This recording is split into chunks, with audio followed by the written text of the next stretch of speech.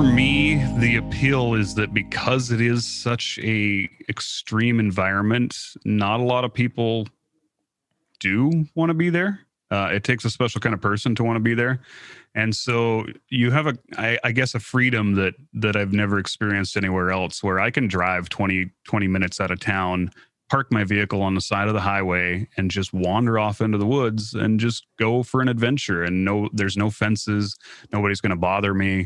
I can be alone with nature. It just, that wilderness appeal, I think, is what it is.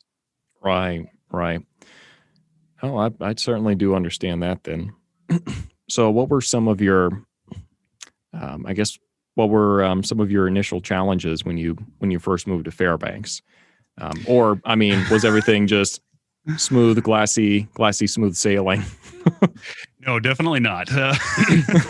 When I first started out there, like most people, I didn't quite do the dry cabin experience. So I was fortunate enough to find a cabin with running water, but that running water was a 500-gallon storage tank that was outside and very well insulated, but that still led to me having to have it filled up once a week, having to deal with frozen pipes, having to deal with putting heat tape, higher electric bills, putting heat shrink on your windows so that you have some extra insulation in the windows to keep yourself warm.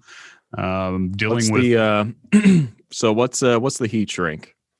So basically, it's a shrink wrap that you put over your windows, and then you take a little heat gun or a blow dryer and kind of heat it up, and it shrinks down, so it makes basically an extra window pane to add an extra air layer for insulation purposes. Gotcha. Okay.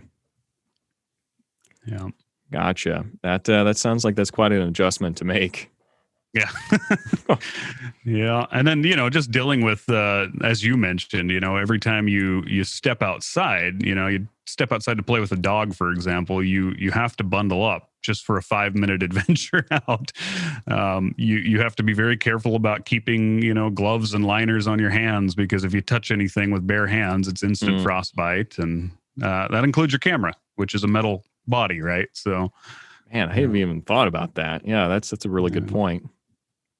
So, I guess we can talk about gear later, but do you have like a special glove where you can kind of use it for that? Or, well, I guess you don't need like your thumbprint like on an iPhone or something like that. Yeah. Yeah. And there, now with the modern technology, touch screens are becoming more prevalent. And so that is sometimes a consideration when you're looking at glove liners. I'll be honest, I have yet to find a pair of glove liners that at 40 below, the touch sensitivity parts work really well.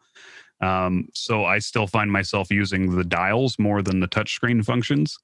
But yeah, typically what I do is just a set of liners and then a pair of down-filled mittens over top of that. So you can keep your hands in the mittens unless you're actually making an adjustment or hitting the shutter, and then pull them out to do that with the thin liners so that at least you have a protective barrier. Gotcha.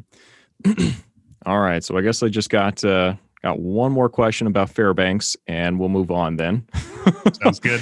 So I guess what are some of your pros and cons of living in Fairbanks? Obviously, every part of the country has it.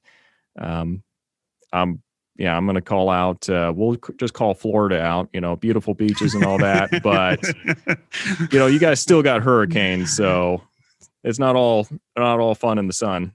Right.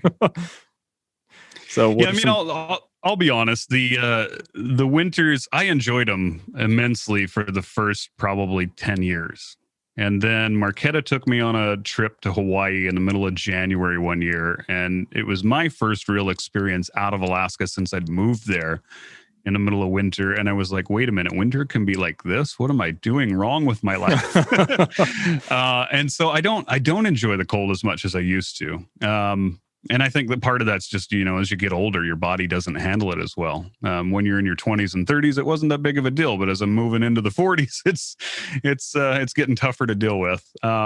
There is the lack of convenience that you have even in Anchorage with shopping centers and, being able to get things. So those are some of the downsides. But I don't know. I feel like the perks outweigh it. The access to the wilderness, the sense of community because it is small. Everybody kind of knows each other. And if you like that kind of thing, it's a great place to be because it's really easy to become part of the community there.